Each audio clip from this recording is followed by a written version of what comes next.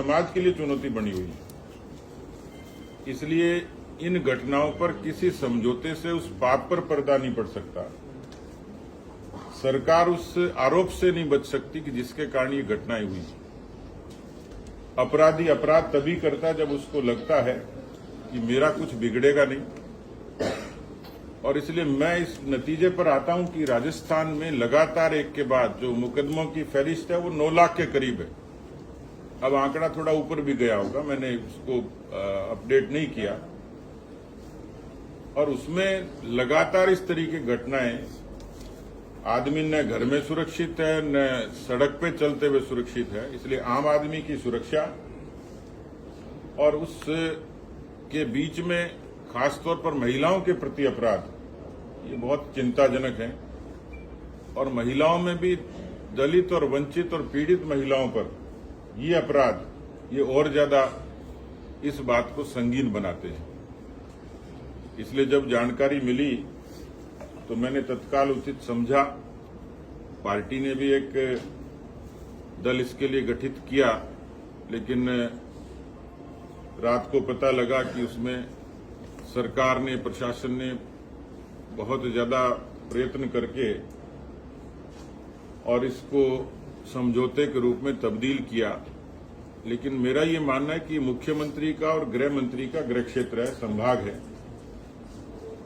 हालांकि मुख्यमंत्री पूरे राजस्थान की कानून व्यवस्था की उनके प्रति जिम्मेवारी होती है, लेकिन राजस्थान की सरकार के काबिज होने के बाद 2018 की थानागाजी की गैंगरेप की घटना से लेकर और पचपदरा की इस घटना तक यदि सीक्वेंस देखेंगे तो कहीं नहीं लगेगा कि सरकार की ऐसी घटनाओं के प्रति कोई संवेदनशीलता है।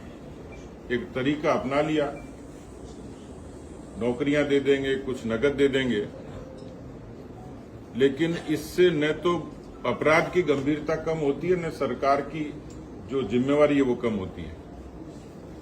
और इसलिए सरकार भले ही अपने पाप पर कितना ही पर्दा डालना चाहे, आज ये यक्ष प्रश्न है कि मुख्यमंत्री को अपनी कुर्सी बचाने के तो तरीके आते हैं, लेकिन किसी अबला की असमत कैसे बचे इसके कोई तरीके नहीं। और इसका सीधा सीधा सा कारण है कि राजस्थान की पुलिसिंग को पूरे तरीके से असहाय कर दिया, निर्बल कर दिया, कमजोर कर दिया। उनका मनोबल कमजोर हुआ है।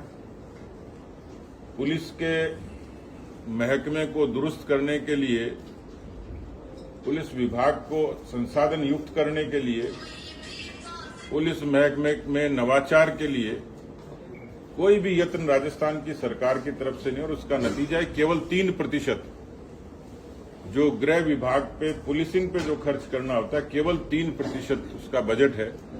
आप अंदाज लगा सकते हैं कि साइबर क्राइम के बढ़ते हुए अपराधों से लेकर और इस तरीके के धरातल पर होने वाले संगीन अपराधों को रोकने के लिए न उनके पास नफरी है, न उनके पास संसाधन है, न उनके पास रिसर्च का कोई जरिया है, न उनकी मॉनिटरिंग है, न सुपरविजन है।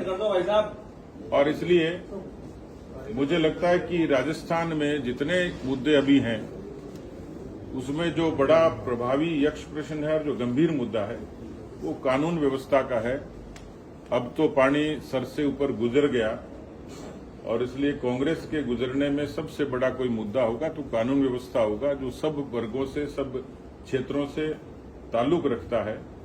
सरकार कब चेतेगी पता नहीं, लेकिन इस तरीके की घटनाएं समाज को भी उद्वेलित करती हैं और जो पीड़ित पक्ष है उस पर जो गुजरती है उसका तो बयान नहीं किया जा सकता। मैं अभी उस पीड़िता के परिवार से मिलने जाऊंगा और इसी उपक्रम में आप लोगों के बीच में आया था। धन्यवाद।